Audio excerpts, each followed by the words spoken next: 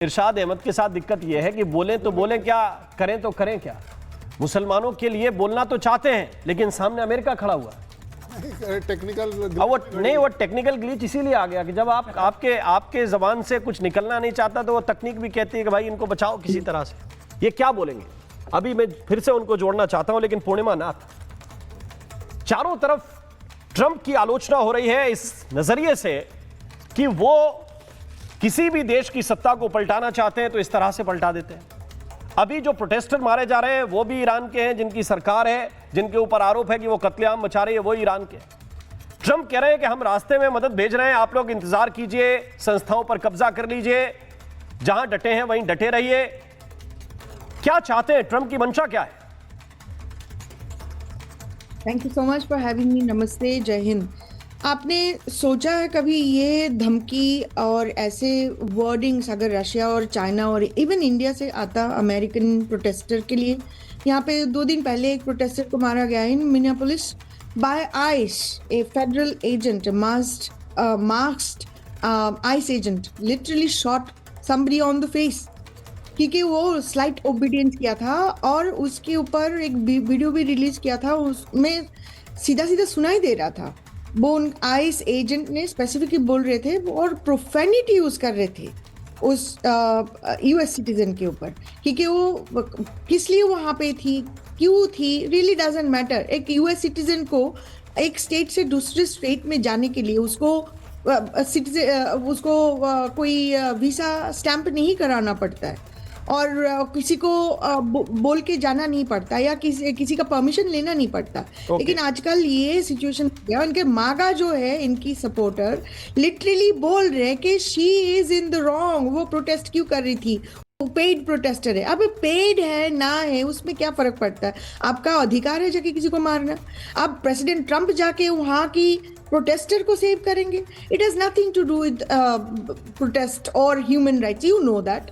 और ये जो आपने टॉपिक उठाया आज, ये बहुत इंपॉर्टेंट और ख़ास है क्योंकि आज तक ये बात नहीं हुआ। सिर्फ प्रेसिडेंट ट्रंप और उनके जो एजेंडा है, हड़पने की एजेंडा है, उसके बारे में बात हो रही थी। इस्लाम और बुर्का और उनके जो एजेंडा होता है इंडिया में, ये टॉपिक अभी तक नहीं हुआ।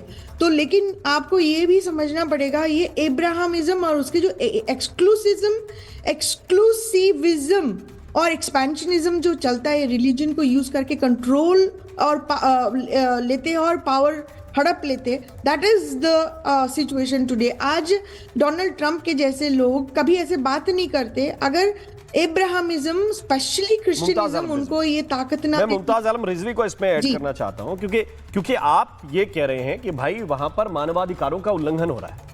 मानवाधिकारों का उल्लंघन हो रहा है, मैं आपकी बात मान गया, लेकिन इसका तरीका क्या मुमताज आलम रिजवी ये है कि कहीं मानवाधिकारों का उल्लंघन हो रहा है तो एक देश के प्रेसिडेंट सीधा आके दखल देंगे कि हम आ रहे हैं, वेट कीजिए, संस्थानों पे कब्जे कर लीजिए, जो हम चाहेंगे वो होगा। देखिए, बहुत बहुत शुक्रिया राम जी। मैं एक शेर मैंने कहा था कि अमेरिका को जंग से प्यार है क्योंकि इनकी तिजारत हथियार है। दुनिया में जहाँ कहीं भी बवाल है उसके पीछे सीधे सीधे अमेरिका है। आप ये हमले छोड़ दीजिए, अभी देखिए 25% टैरिफ जो ईरान से दोस्ती या तिजारत करेगा, 25% टैरिफ, ये टैरिफ वार जो चला रहे हैं उस पर भी तो सोचिए आप, ये क्या है। दूसरा ये कि ईरान कोई आज पहले दिन से टारगेट नहीं है।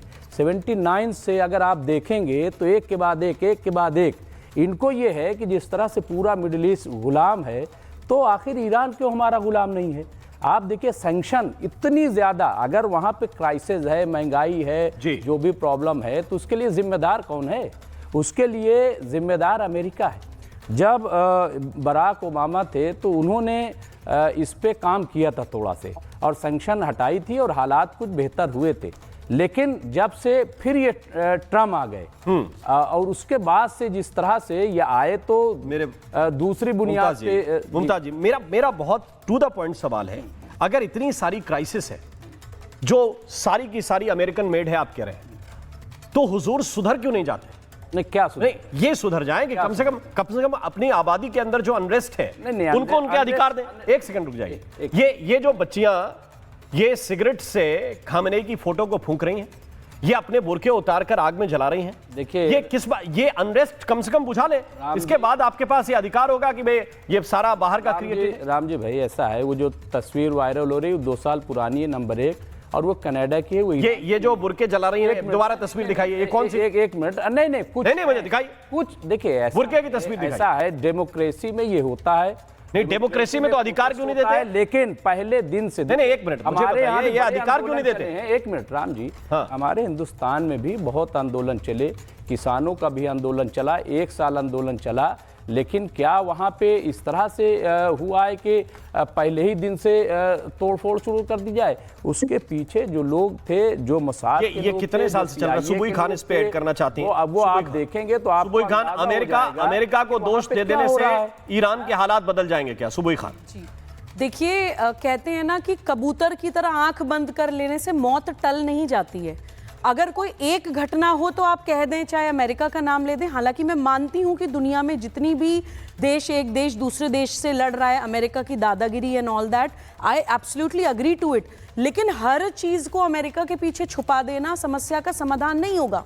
एक उदाहरण होता तो चलिए मुमताज भाई की बात मान लेते, येमेन हो, सीरिया हो, इराक हो, ईरान हो, पाकिस्तान हो, अफगानिस्तान हो, बांग्लादेश हो, आप कोई भी थियोक्रेटिक, देखिए मैं किसी के बीच में नहीं बोली, मैं किसी के बीच में नहीं बोली, कोई भी थियोक्रेटिक सोसाइटी, थियोक्रेसी के बेस पे जो देश बने हैं, यानी कि रिलीजन के आधार पे जो देश बने हैं, वो हर जगह पूरी दुनिया में फेल कर रहे हैं। क्योंकि ह्यूमन नेचर एक्चुअली दब के रहने वाला नहीं होता। ह्यूमन बेसिक इंस्टिंक्ट स्वतंत्र रहने वाली होती है। आप कितने समय तक किसी को दबा सकते हैं, कितने समय तक आप अपनी चीजें उनके ऊपर थोप सकते हैं। यही लोग एक तरफ कहते हैं कि हिजाब, बुर्का इज अ चॉइस, और यही लोग अगर ईरान की बच्चियां बुर्का जलाती हैं और कहती हैं it is my choice that I do not want to wear this hijab, तो ये लोग उस बच्ची की चॉइस को दरकिनार कर देते हैं। तब आप अमेरिका पे बात करिए जी। तो हम इस दोहरा चरित्र, इस डबल स्टैंडर्ड्स के खिलाफ हैं। मुझे कि भाई राम जी चाहिए, देखिए, डेमोक्रेसी होनी चाहिए, 30 सेकंड, और यही कारण है राम जी, भारत का मुसलमान क्यों खुश है? पूरी दुनिया में इवन इस्लामिक कंट्रीज बना के आपस में फिरका परस्ती में एक दूसरे को मार रहे हैं, हम क्यों सेलिब्रेटेड हैं? Because we are living in a secular land. आप जब इस्लामिक स्टेट बनाना चाहते थे, आपको तब सोचना ईरान में मुझे नहीं पता सुबुई खान ईरान गई है कि नहीं गई, लेकिन मैं ईरान जा चुका हूं। हाँ। वहाँ जितनी आजादी औरतों को है, जाकर के देखिए। क्या आजादी है? नौकरी, तो ये नौकरी, एक मिनट, बुर्का और हिजाब कंपलसरी क्यों है? अरे हम क्यों कंपलसरी? आप 79 का इंकलाब देखिए, वहाँ जो इंकलाब इस्लामी क्यों आया, वहाँ जिस तरह से वेस्टर्न कल्चर हावी हो गया था। तो वेस्टर्न कल्चर में क्या दिक्कत है आपको? उसको नहीं, कल्चर तो अपने ऊपर है ना, मुझे किसका कल्चर लेना है? हम कह रहे हैं कि ठीक है। तो अरे अब मैं शर्ट पहन के बैठा हूँ, मेरी चॉइस है, मैं कुर्ता पहनूंगा, मेरी चॉइस होगी, मैं टी शर्ट पहन के बैठूंगा, मेरी चॉइस है।